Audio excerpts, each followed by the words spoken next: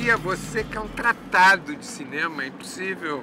A história, em qualquer circunstância, a história é da maior importância, entendeu?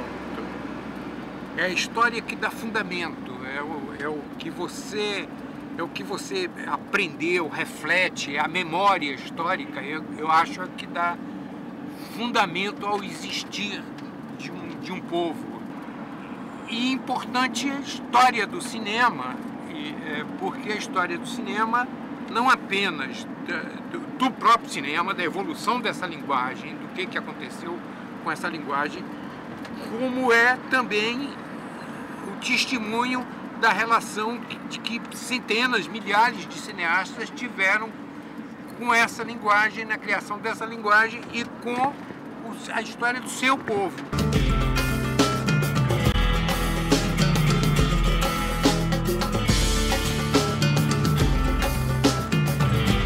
Cinema e a produção cinematográfica ou televisiva apenas reflete na sua área uma questão, um conflito, que é um conflito da sociedade contemporânea. E quem se insere numa estrutura, digamos, industrial, de produção, e essa estrutura se realiza através de uma produção repetitiva, quase em série, como em grande parte são as televisões comerciais, e as pessoas se transformam, podem dominar essa técnica, essa linguagem de uma maneira eficientíssima. Isso é uma maneira de você se realizar, uma maneira de você chegar a se expressar e uma maneira de estar, né? E de ter êxito na área do audiovisual e da TV, do cinema. Tudo isso é viável.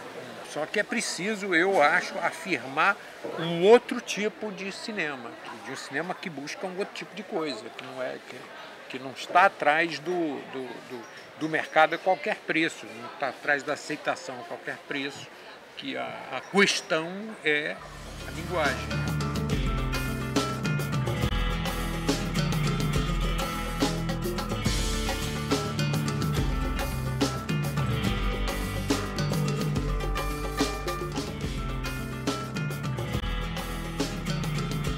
O maravilhoso é você tentar, com a linguagem audiovisual e a partir dela, com o cinema e a partir do cinema, você buscar uma compreensão do mundo. Não só você tem o questionamento de conteúdo, que você vai, chamemos assim, como você também tem um questionamento de forma.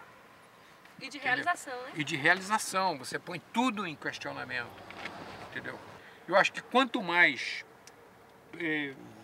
você conseguir levar isso à realização cinematográfica de um modo geral, mais criativo. Certo, mas para isso tem que ter bem coragem, né? A gente tem que ser corajoso. Tem que ser um pouco maluco também. Quer dizer, tem que ser um pouco ousado. Tem que ser um pouco ousado. Tem que arriscar. Você tem que se arriscar, porque pode não dar certo, pode quebrar a cara, pode tudo, mas eu acho que isso é que é o barato, ou não? O medíocre é você jogar só no certo, tá certo?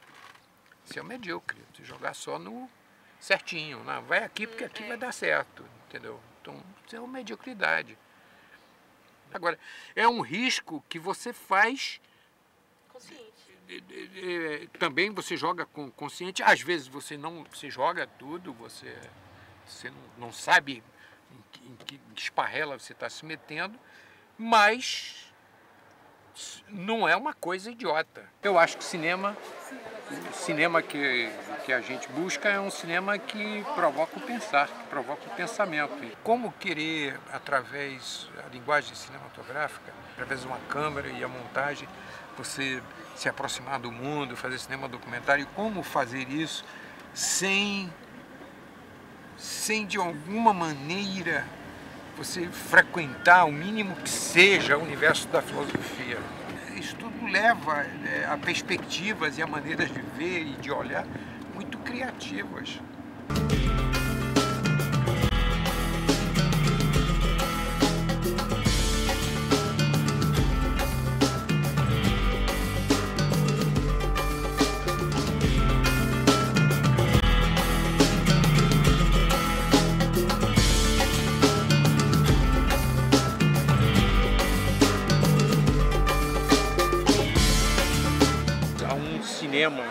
cinema de mercado em que se investe, sobretudo, para este momento da comunicação ou de conquista do mercado, em detrimento do que seria a busca de uma comunicação que leve ao pensar, que leve à reflexão. Quer dizer, eu acho que o improviso e a criatividade não são panágios de uma forma de elaborar e de criar na linguagem audiovisual que busque a reflexão. Eu acho que também um cinema de mercado poderia ou pode ser criativo, entendeu? Ser inovador. Portanto, a questão é mais complexa do que parece à primeira vista. Você pode ser inovador, você pode questionar as formas tradicionais em qualquer área, inclusive da televisão, inclusive das entrevistas, das notícias, dos noticiários. Você pode ser inovador, eu acho. É só buscar. É só buscar entendeu? E superar os formatos clichês. Eu acho que uma das coisas é você chegar ao público. Eu acho que hoje esse desafio está dado hoje às novas gerações, inclusive a partir da existência das TVs públicas. As TVs públicas abrem uma área enorme para que você possa experimentar e alcançar e conseguir essa comunicação de maneira eficaz, onde eu penso que deveríamos buscar de maneira muito profunda essa coisa de uma linguagem que leve à reflexão, que seja democrática, que não seja autoritária e que não seja a propaganda e a imposição de formas e formatos. Isso que eu penso.